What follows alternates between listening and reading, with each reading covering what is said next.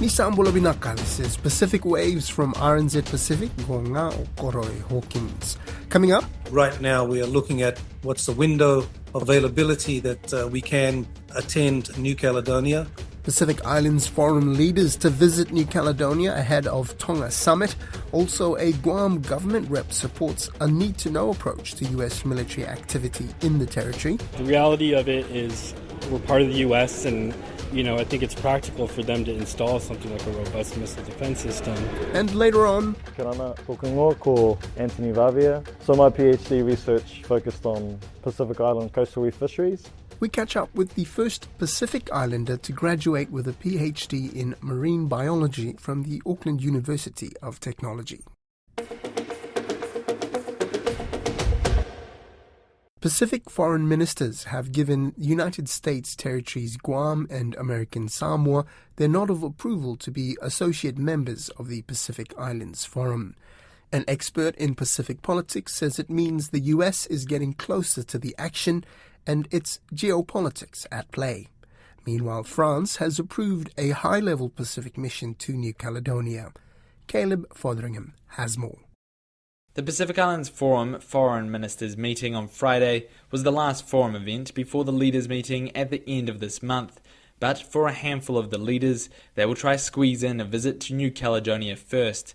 Forum Chair and Cook Islands Prime Minister Mark Brown shared the news that French President Emmanuel Macron has approved the high-level Pacific mission. Right now we are looking at what's the window of availability that we can attend New Caledonia, as long as it's before the leaders' meeting, which commences on the 26th of this month. So that's the complication there, not from the side of New Caledonia or France, more from our side to fit in with our calendars. Mark Brown says Tonga's Prime Minister, who is the incoming chair, may not be on the trip because of the upcoming leaders' meeting. If he can't make it, Solomon Islands Prime Minister will join Mr Brown and Fiji's Prime Minister instead. New Zealand's Foreign Minister Winston Peters, prior to the announcement, said it's still to be decided what role New Zealand will play. All of those things have yet to be worked out, but we are seriously concerned to ensure that the long-term outcome is a peaceful solution, but also where the economics of New Caledonia is sustained. That's important. Foreign ministers have also backed US territories Guam and American Samoa becoming associate members of the forum, upgrading from observers. Mr Brown says both meet the current qualifying criteria. I have to say that there is widespread support for the membership of Guam and American Samoa, and so that is the recommendation in principle coming from foreign ministers that will be tabled with leaders. Pacific political expert Tess Newton-Cain from Griffith University in Queensland says if it happens, the US will have an edge on China at the Pacific Islands Forum. I think it's hard to deny that there isn't a geopolitical aspect to this. I've argued for a while now that when it comes to the Pacific Islands Forum, the US has struggled with the fact that it kind of sits at the same table as China. They are both dialogue partners of the forum. Guam's governor earlier told RNZ Pacific the territory would ultimately want to become a full voting member. Tess Newton-Cain says it would be a push. She says it was a surprise in 2016 when French territories New Caledonia and French Polynesia were given full membership. But New Caledonia was then on a path to independence. And likewise, French Polynesia has again been included in the United Nations list of non-self-governing territories. If Guam and American Samoa aren't interested, or there's no kind of indication that they're moving towards being sovereign or even in compacts like Marshall Islands and Palau and FSM, then I think that would be a big ask. She expects Guam and American Samoa's associate member applications to be accepted at the Pacific Islands Forum Leaders Meeting, which starts on the 26th of August.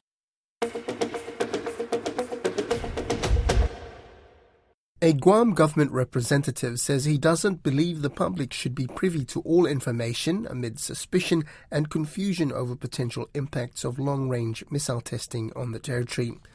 Matthew Santos of the Bureau of Statistics and Plans Guam believes missile testing on the island won't deter tourists and says landowners who may be impacted during testing can afford to be inconvenienced because they own private beaches. Alicia Foon spoke with Mr. Santos in Guam on the heels of a public planning meeting. The reality of it is we're part of the U.S. and we're not, there's no real push to separate ourselves.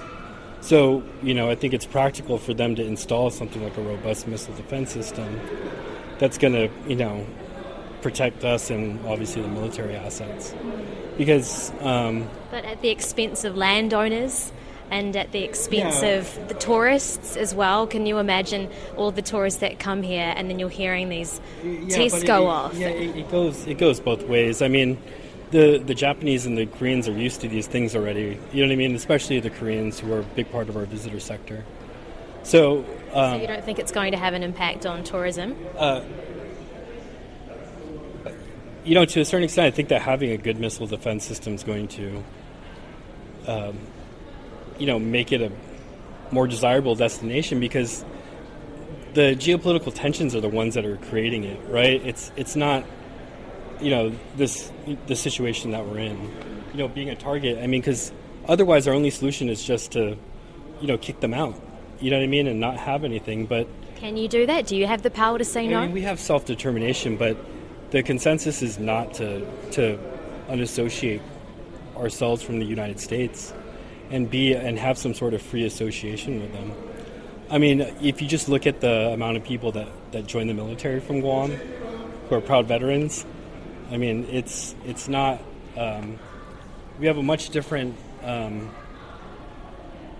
There's obviously people who are activists and want to go independent, but there is a lot of us who understand that there's a lot of benefits to being tied to the U.S., whether it's food stamps, public housing, Medicaid, Medicare. So it's not a perfect situation, but at the same time, it is what it is for many of us. Although it's not ideal, there are some landowners that are going to be affected by it. But how many, and how will they be affected? No, so if you look at the maps, at least for the ones that are provided for the testing, I'm talking about specific to the testing, are along the beach properties that are to the north of Anderson Air Force Base. So these aren't like neighborhoods where there's a lot of people. These are people that have private beaches. But it's still their right to have their... They're not being kicked out. That's another misconception. They have the ability to stay there. They're just saying that, But there's still even if it's 1 in 1,000, what if debris falls on them? Well, you have more of a chance dying in an airplane than you are having these things land on you. But there's still a chance. I mean, you have to be, Will people have to sign a waiver? What are you telling people that won't move? No, so the way that they're working, so the U.S. Army Corps is out here to look at compensation for that inconvenience. But, the agreement's going to be that you have to vacate the property during these testing periods. How much is the compensation? They haven't figured it out yet. They're still dealing with it.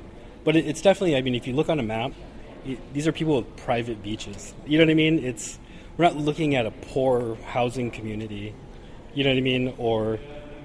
people that are being kicked out of their homes that, they're private. It's not they located it in a place that would have essentially the least amount of impact.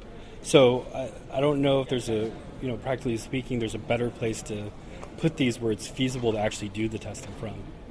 We were also told that there'd be no harm to marine and wildlife. For Pacific people, the ocean is sacred. Fishermen will be going out there. It's going to impact them and their livelihoods. So what do you say to fishermen who use those beaches? I was down in that beach, 2 beaches at Anderson Bay. How many times did you hear that they're going to test per year?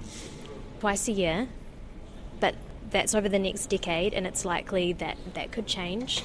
What's to say that they change their mind? They've been backpedaling to say 250 letters were sent out, half of the letters were sent back, and some of the letters were sent to deceased people. So what do you say to... I don't know. I think this is extremely, it's on the extremes. You know what I mean? Obviously, it's not going to be no environmental impact. It's just the threshold is... So there will be some environmental impact? I mean, it's possible. Do you believe that nuclear weapons and missile tests and the 360 defence system that's being built up is maintaining peace in the region, or is it a magnet for potential warfare? And is the US bringing potential nuclear warfare to the Pacific region? By protecting themselves? I mean, we've taken our position, and we've taken our position on supporting Taiwan and recognizing them, those types of things. Are you gearing up for potential conflict? Will there be the ability to attack? I'm sure that capabilities, that's the whole purpose of doing these things, right? Is that the justification is that we're preparing for something that is being done on the other side, and being able to have that capacity to defend ourselves. It's not like we're doing these things to provoke or add additional tension. I don't believe that at all. But would China see it like that? Would North Korea or Russia see it like that? North Korea and Russia already do test flights and have bombers and have, spy balloons come within our area.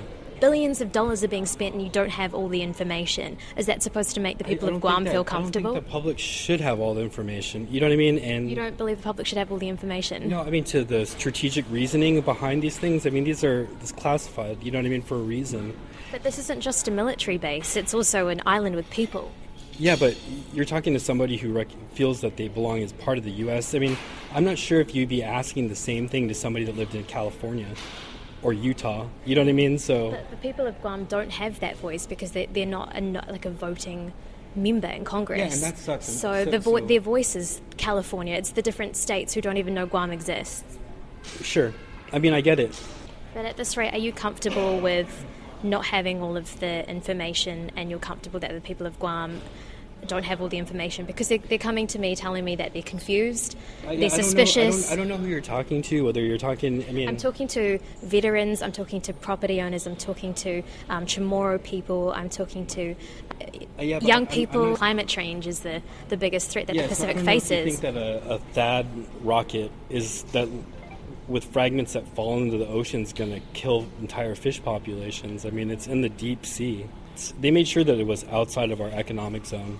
Look at currents. It's the probability. But the ocean is all connected. It's not like there's a barrier that stops this from drifting. If somebody dumps a trash can full of stuff in the ocean, you know what I mean? Is that? Well, you may as well be doing that. Some people say. But it's nuclear and it's debris. We've made diplomatic decisions and alliances that have put us in a compromising position. So, even in this area, right, there's Taiwan, and then there's the islands that side with either China and Taiwan. So we're part of the U.S. and we take the same position as the U.S.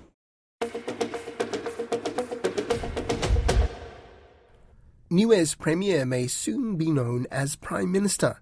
Premier is a title used for crown colonies as Niue works towards a self-sustaining future with Aotearoa. Premier Dalton Tagelagi believes the title Prime Minister is more fitting. Lydia Lewis has more. Premier Dalton Tagelagi says Prime Minister is a title typically used for self-governing countries, which Niue has been for almost 50 years. The Assembly has passed the third and final reading of bills aimed at amending the Constitution of Niue. The head of Broadcasting Corporation Niue, Esther Pavihi, says it's not just the head of government title headed for a refresh. The First Amendment bill is to change the name of the leader of government from the Premier to the Prime Minister. That was supported. All four bills, in fact, were supported by the Niue Assembly. The second bill is to increase the number of... The First Amendment bill is to change the name of the leader of government from the Premier to the Prime Minister. That was supported. All four bills, in fact, were supported by the Niue Assembly. The second bill is to increase the number of members of Cabinet from 4 to 6. The third bill is to increase or extend the term of Parliament or the Assembly from 3 years to 4 years. And the fourth constitutional amendment bill was to change the name of the Office of the Auditor General of New Zealand. It's simply to comply with the changes that had already taken place in New Zealand. The Constitution Review Committee, chaired by Billy Talangi, held consultations in 13 of the 14 villages. While most supported the change of title from Premier to Prime Minister, others were in favour of retaining the current title. The next step in the process will be for the amendments to be presented to the public for a final vote in the form of a referendum. People need to understand, if you don't support the bills, or if you do support the bills, you have to turn up to cast. There is no protest vote, so if you don't turn up, it just means that your vote will not count. She says there have been some concerns about public engagement in the consultations. Because we had seen in some of our previous reporting as well, with the past 13 weeks and the consultations with the Constitution Review Committee going out to the villages, not a lot of people did turn up to those meetings. The referendum will take place on August 31st. Dr. Antony Vavia is the first Pacific Islander to graduate with a PhD in marine biology from Auckland University of Technology. Dr. Vavia is also the second Cook Islander ever to attain a doctorate in this field, with Dr. Aotearoa being the first. He says, being raised in the Cook Islands, he has a natural desire to take care of the ocean. Dr. Vavia spoke with RNZ Pacific reporter Grace Fiavai about his research. Kia rana, tōku ingoa ko Antony Vavia. So my PhD research focused on Pacific Island coastal reef fisheries, which I was really fortunate, really blessed to be able to take that back home to Aotearoa in the Cook Islands, where I was able to learn about the fisheries over there, not only under a scientific lens, but I've got a lot of gratitude for being able to learn from the Aotearoa lens, learning from the people, from the papas, the mamas, or the mapu, the ravakai, everything pertaining to the ocean as a source of life, as a source of food. It's been an incredible experience. Why did you decide to take your research back home to Aotearoa in the Cook Islands?